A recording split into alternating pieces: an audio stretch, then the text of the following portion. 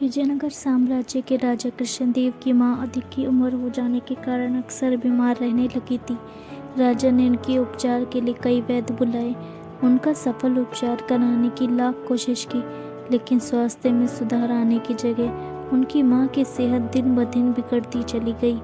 जब उनकी मां को महसूस हुआ कि वह नहीं बच पाएंगी, तो उन्होंने राजा को अपने पास बुलाया और कहा, मुझे आम बहुत पसंद है, इसलिए मैं ब्राह्मणों को आम दान करना चाहती हूँ। उनका मानना था कि इस प्रकार उन्हें मरने के बाद स्वर्ग में जगह मिलेगी, लेकिन उनकी यह इच्छा पूरी होती उससे पहले ही राजा की मां की मृत्यु हो गई। मां की इच्छा पूरी नहीं कर पाने के कारण राजा बहुत उदास रहने लगा। उन्होंने अपनी मां की अंतिम इच्छा को पूरा करने के लिए कुछ ब्राह्मणों को अपने पास बुलाया और उन्हें पूरी बात बताई। वहाँ आए ब्राह्मणों ने राजा की बात सुनने के बाद आपस में मंत्रणा की और कहा, हे राजन, आपकी माँ ने मृत्यु से पहले आम दान करने की प्रबल इच्छा जताई थी, जो पूरी ना हो सकी। ऐसे में उनकी आत्मा इधर उधर भटकती रहेगी, इसलिए आपको अपनी माँ की आत्मा की शांति करने के लिए उपाय करना चाहिए। ब्राह्मणों के मुंह से ये बात सुनकर राजा ने कहा, आप हमें बस उपाय बताइए। अपनी माँ की आत्मा की शांति के लिए मुझसे जो बन पड़ेगा मैं करूँगा। राजा की हामी भरते ही सभी ब्राह्मण मन ही मन प्रसन्न हुए और बोले, राजन, आपको अपनी माँ की पुण्यतिथि पर ब्राह्मणों को भोजन कराने के साथ सोने की आम दान में देनी चाहिए, तभी आपकी माँ की आत्मा को शांति मिलेगी। राजा ने ब्राह्मणों की बात मान ली और उन्हें अपनी माँ की पुण्यतिथि पर भोजन करने के लिए बुलाया और प्रत्येक ब्राह्मण को सोने के आम दान में दिए। जब इस बात का पता तेनालीराम को चला तो उसे सारा माजरा समझते देर नहीं लगी। तेनालीराम बहुत ही चतुर और बुद्धिमान था।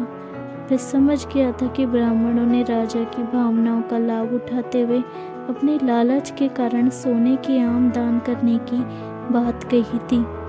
इसलिए उसने मन ही मन योजना बनाई कि वह उन लालची ब्राह्मणों को उनके किए का सबक जरूर सिखाएगा। तय समय पर सभी ब्राह्मण तेनालीराम के घर पहुंच गए। तेनालीराम ने सभी ब्राह्मणों को बड़े ही आदर और सत्कार के साथ घर में बिठाया और स्वादिष्ट भोजन कराया। जब सभी ब्राह्मण भोजन कर चुके तो तेनालीराम ने अपने घर के नौकर से लोहे की गरम सलाखें लाने को कहा। गरम सलाखों का नाम सुनते ही सभी ब्राह्मण आश्चर्य में बोले, तेनाली, लोहे की गरम सलाखें किस लिए? उनका क्या करोगे? तेनालीराम ने मुस्कुराते हुए जवाब दिया, जब मेरी माँ बीमार थी उनके शरीर पर फोड़े हो गए थे। उनकी आखिरी इच्छा थी कि मैं उनके फोड़ों को गरम सलाखों से सिकाई करूं ताकि उनका दर्द कम हो जाता, लेकिन मैं ऐसा कर नहीं सका और उनकी मृत्यु हो गई। यही उनकी आखिरी इच्छा थी, तो अब मैं आप सभी को गरम सलाखों से दागूंगा, जिससे मेरी माँ की आत्मा को शांति मिल जाएगी। तेनालीराम की इन बातों को सुनकर सभी ब्राह्मण थर-थर कांपने लगे। वे बोले, अरे तेनालीराम, हमें दागने से तेरी माँ की आत्मा को शांति कैसे मिल सकती है? इस पर तेनाली ने जवाब में कहा, जब आपको दान में सोने के आम देने से महाराज की माँ को आत्मा की शांति मिल सकती है, तो फिर आपको गरम लोहे की सलाखें दागने पर मेरी माँ की आत्मा को शांति क्यों नहीं मिल सकती? अब सभी ब्राह्मणों को समझ में आ गया था कि तेनालीराम क्या कहना चाह रहा है। उन्होंने अपनी गलती की माफ़ी मांगी और सभी सोने के आम जो उन्हें राजा से दान में मिले थे तेनालीराम को दे दिए। जब राजा को इस पूरे मामले का पता चला तो वह तेनालीराम पर बहुत ज़्यादा नाराज हुए। उन्होंने तेनालीराम को बुलाया और कहा, अगर तुमको सोने के आम चाहिए ही थे तो मुझसे मांग लेते। इस तरह से लालचवश ब्राह्मणों को परेशान क्यों किया? राजा की बात सुनकर तेनालीराम ने कहा, महाराज मुझे क्षमा करें, मैं बिल्कुल भी लालची नहीं हूँ, ना ही मुझे वह सोने के आम चाहिए थे।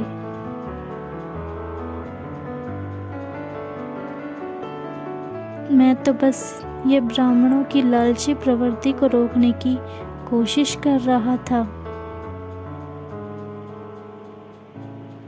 जब आपकी माँ की आत्मा की शांति के लिए ब्राह्मण सोने के आम ले सकते हैं, तो फिर मेरी माँ की आत्मा की शांति के लिए लोहे की गर्म सलाखें क्यों नहीं झेल सकते?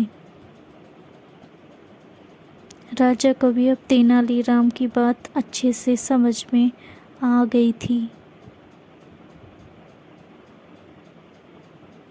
उन्होंने सभी ब्राह्मणों को राज दरबार में बुलाया और दोबारा लालच के कारण ऐसा कोई भी काम ना करने को कहा।